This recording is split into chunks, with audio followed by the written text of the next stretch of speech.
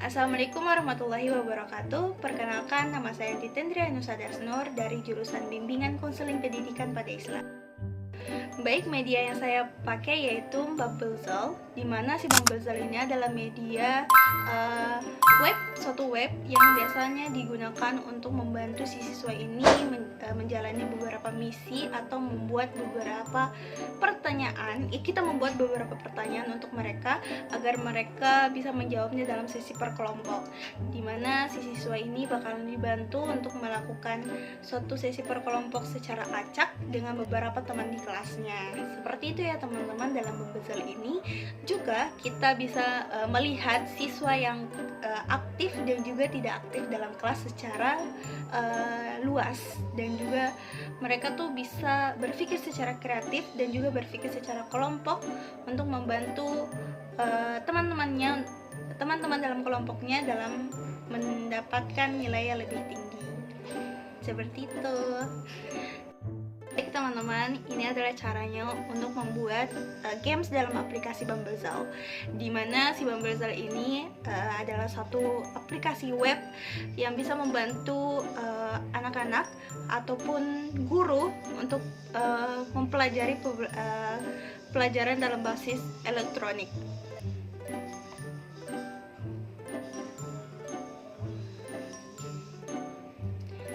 Baik, sekarang kalian semua masuk ke dalam Chrome ya. Kita ketiklah Bubblezal. Ini seperti ini karena sudah ada ya. Jadi langsung masuk ke Bubblezal seperti ini. Nah, ini kita tindis aplikasi yang ini ya. Masuk ke Bubblezalnya.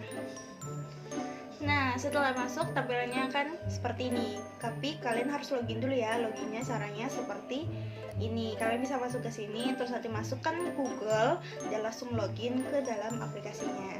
Di dalam aplikasinya ini langsung terbukalah seperti ini dan langsung kita masuk ke Play Games. Nah, Play Games itu bakalan memberikan fitur awalnya seperti ini ya teman-teman, dimana fitur-fitur ini semua fitur-fitur orang-orang yang sudah membuat banyak games dari mereka. Nih, ada banyak games dalam sini, tapi di sini tuh Bubblezalnya ada berbayar dan ada yang tidak ya. Jadi kalau misalnya tanda kayak begini, ini artinya dia berbayar. Mungkin ada juga beberapa yang mungkin tidak diperlihatkan tampilan kayak seperti ini dan tapi berbayar ya teman-teman. Kayaknya ini kebanyakan berbayar. Nah, cara buatnya kita masuk ke perpustakaan, lalu klik dan buat permainan. Nah, kita buat permainan, contohnya mungkin matematika.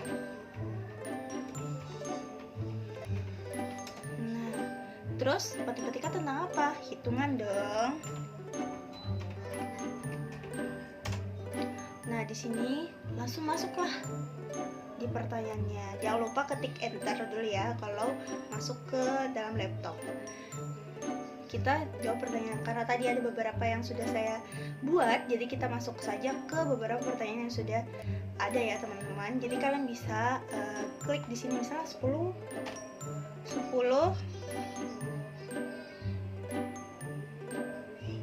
kali atau tambah.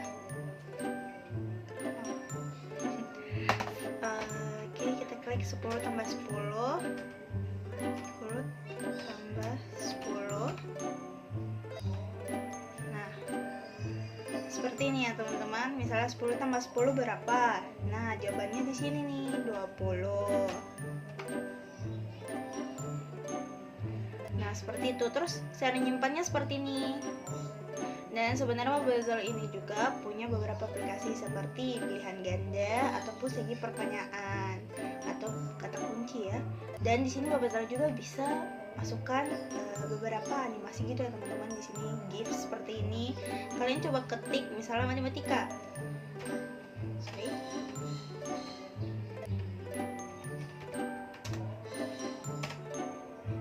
Bakalan muncullah di sini beberapa animasi masih tentang matematika, mungkin sebagai rumus ataupun tulisan atau semacamnya. Seperti itu. Jadi supaya menambah kreativitas anak-anak untuk memilih jawaban. Oke, kita langsung aja ya ke sesi permainannya. Di mana sesi permainannya, misalnya kita ambil si matematika ini yang kita sudah buat tadi, Nah, contohnya seperti si permainan yang tadi ya. Nah, kita ambil matematika. Nanya sudah ada beberapa pertanyaan tentang matematika ya teman-teman. Kita coba bermain. Nah, yang lain ini berbayar ya teman-teman. Jadi kalian harus berlangganan untuk berbayar supaya bisa main permainan yang lain. Tapi ini adalah yang gratis, dimana saya namakan ini jangan salah pilih nomor. Kenapa bisa? Karena setiap nomor ada pertanyaan, dimana pertanyaannya harus kalian jawab. Kalau misalnya jawabannya benar, berarti kalian akan mendapatkan poin. Kalau jawaban salah, kalian tidak bakalan mendapatkan poin atau tetot salah, seperti itu.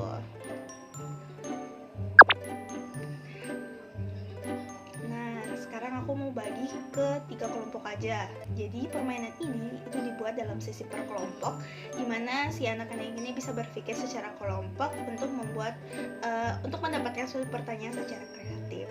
Mungkin ada beberapa guru yang lihat ini cara untuk pelajarannya seperti apa, atau beberapa guru mau membuat sesi pertanyaan edukasi juga boleh. Jadi nanti bu guru tinggal klik misalnya apa sih pemahaman dari segi mata pelajaran ini buat anak-anak. Mungkin jawabannya ada segi mata pelajaran yang mungkin anak-anak bakalan jawab, tapi kalau misalnya jawabannya tidak sesuai atau hampir mendekati jawaban dari yang gurunya kasih, itu bakalan tetap mendapatkan poin ya teman-teman. Kita langsung main per grup. Nah, tampilannya bakalan seperti ini teman-teman, bakalan hitung-hitungan. Sebanyak apapun soalnya, bakalan sebanyak juga angka yang bakalan muncul. Dan karena saya cuma buat beberapa soal saja, jadi angkanya cuma 6. Nah, di dalam kelompok ini ada kelompok 1, kelompok 2, kelompok 3. Kenapa beberapa dari sini kita mulai dari kelompok pertama. Kelompok pertama mungkin mau pilih nomor 2. Nah, lah kenapa tiba-tiba dapat poin? Kan kelompok pertama belum dapatin poin. Ya udah, kita pilih secara random aja ya. Tim ketiga dapat 20. Padahal belum dapat nilai. Nah, sekarang tim kedua, jangan sampai salah pilih ya. Nah, tim kedua, 1 tambah 1 berapa? Nah, di sini ini ada per poin ya teman-teman. Di sini ada poin. Nah, di poin itu dimana si anak ini bakalan mendapatkan segi pertanyaan. Kalau misalnya pertanyaannya susah, poinnya bakalan lebih.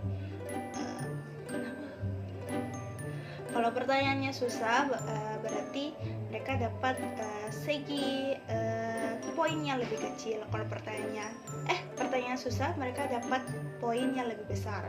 Sedangkan kalau mereka dapatkan pertanyaan yang mudah, mereka bakal dapat poin yang lebih rendah karena pertanyaannya mudah. Terus kita jawab. Kalau misalnya si tim 2 ini menjawab 1 tambah 1 2, berarti benar, mendapatkan poin. Nah, sekarang giliran tim ketiga. Tim ketiga udah pilih 4 deh. Nah, 20 tambah 12 berapa? 20 tambah 12 berapa teman-teman? 20 tambah 12 32. Nah, tim 1 lagi nih. Tim 1 harus ngejar. 10 tambah 10 20.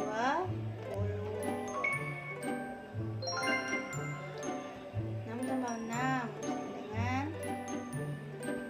2 tambah 2 sama dengan 4 guys. Sekarang tim ketiga, 12 tambah 2 14. Oke, yang menang adalah tim ketiga karena mereka dapat segi poin yang diberikan sama sistem. Seperti itu ya teman-teman. Itulah kenapa permainan ini bernama jangan salah pilih nomor. Seperti itu. Baik, kita kembali ke perpustakaannya ya teman-teman.